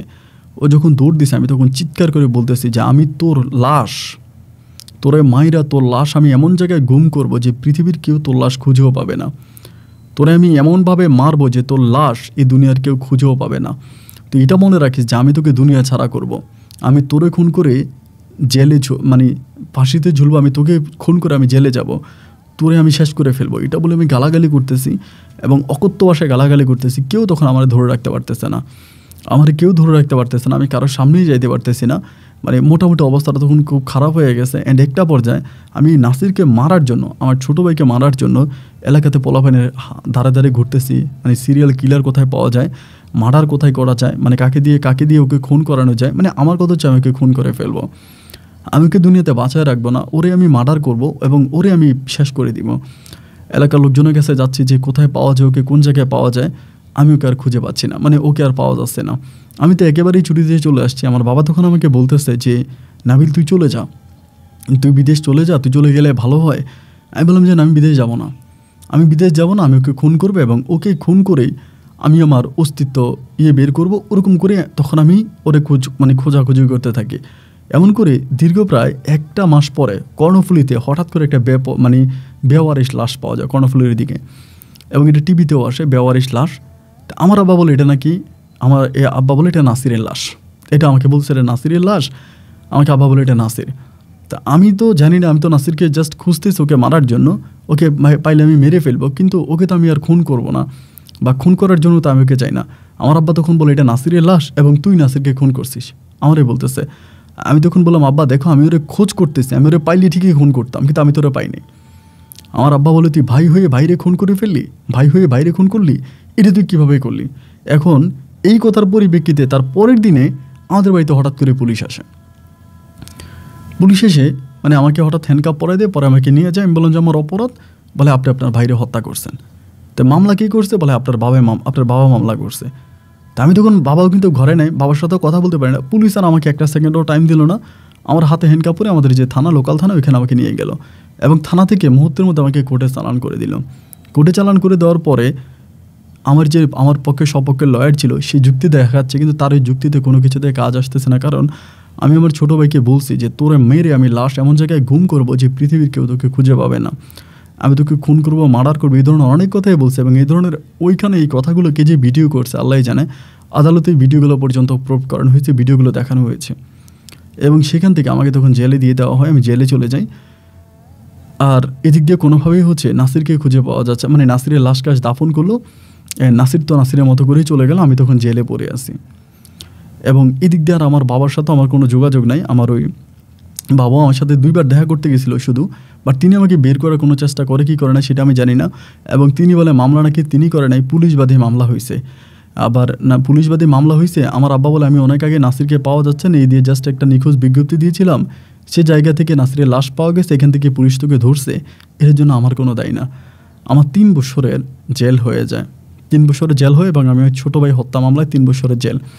তো এটা আসলে জেলটা আরও মানে বেশি হওয়ার কথা ছিল, কিন্তু আমার একজন মামা ছিল পরিচিত, তিনি মোটামুটি আমার পক্ষে সপক্ষে এসে তিনি লয়ার ধরে বা তিনির মাধ্যমে মোটামুটি আমার এটা কম হয়। তা আমি কিন্তু নাসিরকে মারি না, আমি বারবারই বলে যাচ্ছি, কিন্তু তারপরেও সেখানে বলা হলো যে আমি নাসিরকে মারছি, হয় আমি নাসিরকে মারছি, না হয় নাসির আমার মায়ের ভয়ে আত্মহত্যা করেছে, তা কিছু না কিছু একটা দিয়ে আমাকে তখন ফাঁসাই দেওয়া হয়। 3 বছর তখন আমি একটা জেলে থাকি। 3 বছর পরে জেল থেকে বেরোয়ার পরে আমার অবস্থা তখন এরকম থাকে যে আমি আমার বডি শরীর কোনো কিছু নাড়াইতে পারতেছিলাম না। এই 3 বছর আমার পুরো অস্তিত্ব হারিয়ে যায়। আমি যখন 3 বছর পরে জেল থেকে বেরোয়ার পরে জানতে পারি আমার বউ রোদেলা আমার সন্তান নিশাদকে নিয়ে অন্য এক জায়গায় বিয়ে বসে গেছে। অন্য এক জায়গায় বিয়ে বসে সে ওই জায়গায় ভালো আছে। এবং একইভাবে আমার বাবা হোসাইন সাহেব এই বয়সে, মানে শেষ বয়সে গিয়ে তিনি বিয়ে করছে।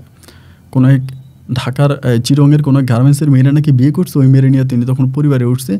এবং উঠার পরে আমাকে তখন আমাদের এলাকার কোনো মানুষ গণ্য করতেছে না।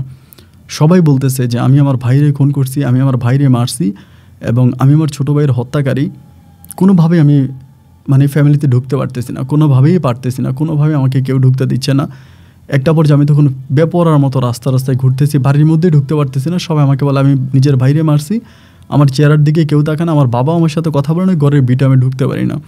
তো আমার ওই যে মামা ছিল যিনি আমাকে সহযোগিতা করেছে, আমার ওই মামা যিনি আমার বাবার জায়গায় যিনি আমার উপকার করেছে, তিনি তখন আমাকে বলে যে তুই দেশের বাইরেই চলে যা, যেহেতু জেল থেকে বেরোইছিস, মানুষ তোকে খারাপ বলবে, 2-1 বছর বিদেশ থেকে আয়, এরপর আসলে তোকে নতুন করে বিয়ে শাদী করাবো, তুই সব ঠিক হয়ে যাবে। আমি চাইতেছি হ্যাঁ কোনোভাবে আমি একবার দেশের বাইরে যেতে পারলে হয়, কারণ আমি আর এই দেশে আসতে চাই না। পরে আমি ওই মামার সহযোগিতায় পুনরায় আবারও সৌদি আরবের একটা বিষয় ম্যানেজ করে আমি তখন জেল থেকে বেরোয় সব কিছু ঠিকঠাক করে আমি তখন সৌদি আরবে চলে যাই। এবং সৌদি আরবে গিয়ে সেখানে একটা কোম্পানিতে কাজ করে আমি আর বাড়ি ঘরে আসি না। প্রায় 2 বছর কেটে যায়, 2 বছর পার হয়ে যায়। আমার পরিবার মানে আমার বাবা আমাকে একটাবারের জন্য ফোন করেনি 2 বছরে, আমি কোথায় আছি না আছি বা আমি কোন জায়গায় আছি আমার কোনো খোঁজ খবরই নেন। এবং জেল থেকে বেরোয়ার পরেও সে আমার সাথে দেখা করে নাই। যে মামা ছিল তিনি আমাকে অনেক সহযোগিতা করতেছে। 2 বছর আমি তখন এই সৌদি আরবে পড়ে আছি, ওইখানে কাজকাম করতেছি, ওইখানে সব কিছু আছে। 2 বছর পরে শিফাত নামের আমার এক ছোটো মামাতো ভাই আছে আর কি আমার নানু বাড়িতে। শিফাত একদিন আমারে হোয়াটসঅ্যাপে কয়টা ছবি পাঠালো, বলতেছে ভাইয়া এই ছেলেটারে কি নাসির ভাইয়ের মতো লাগে না, দেখেন তো। অনেক বছর পরে, এতে আমি জেল কাটলাম কিন্তু 3 বছর আর বিদেশ গিয়ে 2 বছর, টোটাল 5 বছর পরে ছবিগুলো দেখার পরে আমি তখন বললাম যে হ্যাঁ এটা তো নাসির, তুই নাসিরের এই ছবি কই পাইলি? পরে আমার বলে ভাইয়া একটা ফেসবুক আইডিতে নাসির ভাইয়ের এই ছবিগুলো পাওয়া গেছে। আমি তখন বললাম যে ফেসবুক আইডিতে নাসিরের এই ছবি পাওয়া গেছে, কোন ফেসবুক আইডি, আমাকে আইডিটা দেয় তো। আমাকে তখন ফেসবুক আইডিটা দেয়। ফেসবুক আইডিটা যখন আমাকে দেওয়া হয় আমি তখন ওই ফেসবুক আইডির সাথে আমি যখন মেসেজ করি সেন্ড করি, হঠাৎ করে আইডি থেকে আমাকে ব্লক করে দেওয়া হয়। টোটালি আমাকে তখন আইডি থেকে ব্লক করা হয়। আইডি থেকে ব্লক করার পরে আমি অনেক খোঁজাখুঁজি করি, এই আইডিটার খুঁজে পাই না। অনেকের কাছে জিজ্ঞেস করি যে এই আইডি বা নাম দিয়ে চান্স করি, কিন্তু এই আইডিটা আর আসে না, এই আইডিটা আর আসেই না, পাই না এই আইডিটা আর পাই না। কিন্তু এরই মাঝে একটা নিউজ আমি আমার নানুবাড়ি থেকে আমার মাধ্যমে আমি পাইছিলাম, নানুবাড়ি থেকে, যে আমার ছোটো ভাই নাকি ইন্ডিয়াতে আছে। আমার ভাই নাসির এখনও বেঁচে আছে, বাট ও ইন্ডিয়াতে আছে। ও আমার ভয় ইন্ডিয়া পালায় গেছে, এবং ইন্ডিয়া গিয়ে ও বিভিন্ন ধরনের মাদক ব্যবসার সাথে জড়িয়ে পড়ছে এবং সে ওখানে মাদক সাপ্লাই করে সারা ওয়ার্ল্ডে, এবং মোটামুটি খুব একজন মাদক বড় ব্যবসায়িক, সে ইন্ডিয়াতে আছে। এবং আমি বিভিন্নভাবে ইনকোয়ারি করতে থাকি। ইনকোয়ারি করে আমার ইনকোয়ারি তো ধরা পড়ে যে ও ইন্ডিয়াতেই আছে এবং ও সরাসরিভাবে আমার আব্বা হোসেন সাহেবের সাথে ওর যোগাযোগ আছে। আমার আব্বা হোসেন সাহেবের সাথে ওর যোগাযোগ আছে, আমার আব্বার সাথে ওর ভালো সম্পর্ক, কথাবার্তা হয়, সেগুলো আমি গোপন সূত্রে বা গোপন মাধ্যমে আমি সব কিছু জানতে পারছি।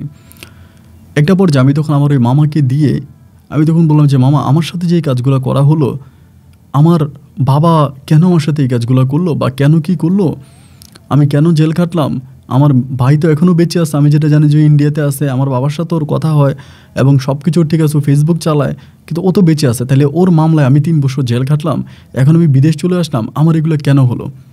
আমার ওই মামা তখন আমাকে বলে, তুই যে জেলে গেলি বা এত কিছু করলি, তুই কি কখনোই তোর বউর সাথে কথা বলা ট্রাই করছিলি, তোর বউ রোদেলার সাথে? আমি বলি মামা, অনেক ট্রাই করছিল রোদেলার সাথে যোগাযোগ করার চেষ্টা করি, কিন্তু রোদেলার সাথে আমি যোগাযোগ করতে পারি নাই, রোদেলা আমার সাথে যোগাযোগ করে নাই। আমার ওই মামা বলে, আমি রোদেলার সাথে কথা বলছি এবং কথা বলি যেই সত্যতা আমি বের করতে পারছি, যেটা আমি জানতে পারছি, এটা জানলে তোর শরীরের পশম দাঁড়িয়ে যাবে। আমি বললাম না মামা, ঠিক আছে, আপনি আমাকে বলেন যে কেন, কী কারণে, মানে কি জানতে পারছেন আপনি, আমাকে বলেন। মামা আমাকে বলে যে তোদের ওই পরিবারটাকে নষ্ট করছে একমাত্র তোর ওই বাবা হোসাইন। মামা ঢাকায় থাকে, তিনি একজন নামী ব্যবসায়িক, তিনাকে আমি অনেক শ্রদ্ধা করি, সম্মান করি। তিনি আমাকে যেটা বলল, যে তিনি বলল, আমার ছোট ভাই, আমার বউয়ের ঘরে যখন সন্তান হচ্ছিল না, আমি বারবার দেশে যাচ্ছিলাম, রোদেলার গর্ভে কোনো সন্তানাদি হচ্ছে না হওয়ার পরিপ্রেক্ষিতে আমার ওই বাবা রোদেলাকে বলতেছিল যে তো আমার ছেলে যেহেতু তোর ঘরে যেহেতু সন্তানাদি হয় না এবং তুই তো কাজের বেটির ছেলে, তোকে আগে বলে কিন্তু নাবিল রাখবে না, তোকে ছেড়ে দিবে, নাবিল কিন্তু তোকে ছেড়ে দিবে, কিন্তু যদি একটা সন্তানাদি হয়ে যায় তাহলে হয়তো তোকে রাখতে পারে, না হলে কিন্তু তোকে ছেড়ে দিবে। তো তখন নাকি আমার বউ রোদেলাকে আমার ভাই নাসিরের সাথে অবৈধ সম্পর্ক করার জন্য আমার বাবা নিজেই বলে, যেহেতু ওর সাথে সম্পর্ক করার পরে তোর যদি একটা সন্তানাদি হয়, একটা বাচ্চা হয়, তাহলে কিন্তু নাবিল তোকে ছেড়ে দিবে না, নাহলে কিন্তু নাবিল তোকে ছেড়ে দিবে। নাবিল কিন্তু আমাকে বলতেছে যে কোথাও মেয়ে দেখার জন্য, আর তোর কোনো বাচ্চা কাচ্চা হচ্ছে না, তোর সংসার সে করবে না বা তোকে নিয়ে সে সংসার করবে না, তোকে ছেড়ে দিবে।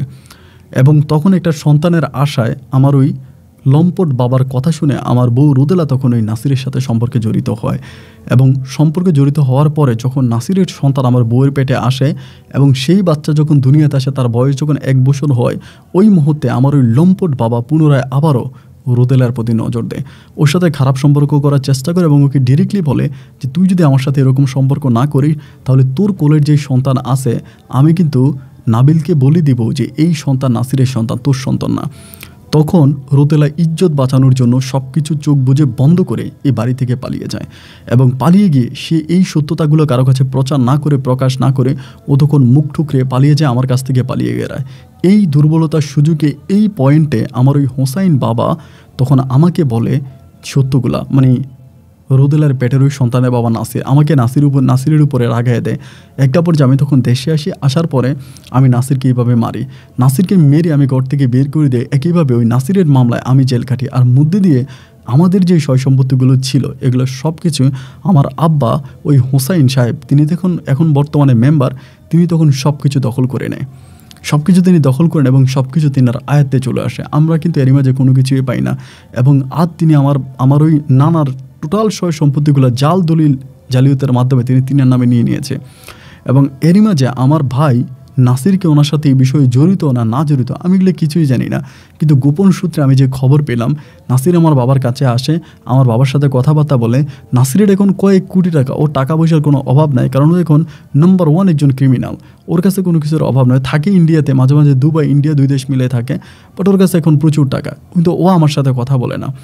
এখন আমার মনে বারবার একটা প্রশ্নই ঘুরপাক খাচ্ছে মামার কথাগুলো শোনার পরে, এই প্ল্যানিংটা কি আমার ছোট ভাই নাসির আর আমার বাবা মিলে আমার সাথে করলো, নাকি বাবা একাই আমার সাথে গেমসটা খেললো? আমার মামা আমাকে বলে যে পুরো গেমসটা তোর বাবা একাই খেলেছে, এটাতে নাসিরের কোনো দোষ নাই, বাট নাসিরকে গুটি হিসাবে তোর বাবা ব্যবহার করেছে, আর নাসিরকে ব্যবহার করে তোর কাছ থেকে তোর বউকে সরিয়েছে এবং নাসিরকে ব্যবহার করে তোকে জেল খাটিয়েছে এবং নাসিরকে ব্যবহার করে তোদের সমস্ত সয় সম্পত্তিগুলো ভাগিয়ে নিয়েছে। আজও সে নাসিরকে গোপন করে রেখেছে, নাসিরকে কি বলে সে তোর কাছ থেকে দূরে সরাই রাখছে, বা কেন তোর সাথে নাসিরের কথা বলতে দেয় না, কেন সে জীবিত নাসিরকে মৃত বানায় তোকে জেল খাটালো, এগুলোর কোনো সদুত্তর আমার কাছে নাই। মামার কথাগুলো শোনার পরে আমার হাত পাগুলো ঠান্ডা হয়ে গেছে। বিশ্বাস করেন আপন ভাই, আমি এখন ভয়ে বাংলাদেশে যাই না। আমার বাবার ভয়ে আমি এখন বাংলাদেশে যাই না। আজকে অনেকগুলো বছর আমি সৌদির মাটিতে পড়ে আছি। আমি হজ করেছি, বেশ কয়েকবার ওমরা করেছি, এবং আমি দেশে যাই না। ভয় আমার কাছে মনে হচ্ছে আমি দেশে গেলে আমার ওই বাবা হয়তো আমাকেও মেরে ফেলতে পারে। আমি জানি না আমার অপরাধটা কোথায় ছিল, কোন অপরাধের কারণে আমার বউ রোদেলা আজকে আমার সন্তান নিয়ে, আমার নিশাদকে নিয়ে অন্য কারো সংসার করছে। কেন আমার ছোটো ভাই আজকে, আমার ছোটো ভাই পালিয়ে বেড়াচ্ছে ইন্ডিয়া, দুবাইতে থেকে মাদক ব্যবসার সাথে জড়িয়ে নিজের জীবন শেষ করে ফেলতেছে। কেন আমার বাবা আমাদের সম্পদ ভোগ করতেছে, কেন অন্য মেয়েকে আজ আমার মায়ের জায়গায় এসে বসিয়েছে, আমি জানি না। এর কোনো সৎ উত্তর আমার কাছে নাই। আমি প্রতিটা দিন টেনশন এবং ডিপ্রেশনের মধ্যে থাকি। আমার কাছে মনে হয় আমি হয়তো যে কোনো সময় হার্ট অ্যাটাক করে মারা যাবো, যেভাবে আমার বাবা আর মা দুনিয়া ছেড়েছে। এবং আমি আপনার কাছে আমার সমস্ত সত্য ঘটনাগুলো খুলে বলে গেলাম। আপন ভাই অনুরোধ থাকবে আপনি আমার গল্পটা প্রচার করবেন, কারণ আপনি প্রবাসীদের অনেক পছন্দ করেন, এই জন্য আপনি আমার গল্পটা প্রচার করবেন। এই অনুরোধ আপনার কাছে রইল। এবং এই নাম্বারে আমার ইমো, হোয়াটসঅ্যাপ আছে, যদি পারেন আমার সাথে যোগাযোগ করবেন। ভালো থাকবেন। আসসালামু আলাইকুম।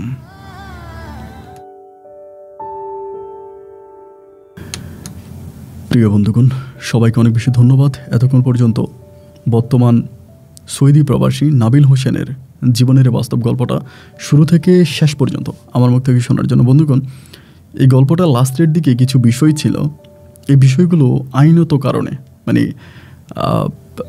সরকারি কারণে, প্রশাসকের কারণে আমার এই জিনিসগুলো হাইড করা লাগছে। এই জন্য হয়তো শেষের বিষয়টা আপনারা কিছুটা বুঝতে কষ্ট হয়েছে। যতটুকু বুঝেছেন ততটুকু, এই কারণে এর চেয়েও ভেঙে বা এর চেয়েও বুঝিয়ে বলা যেত না, কারণ এটা একটা মামলাধীন অবস্থায় আছে এখন পর্যন্ত।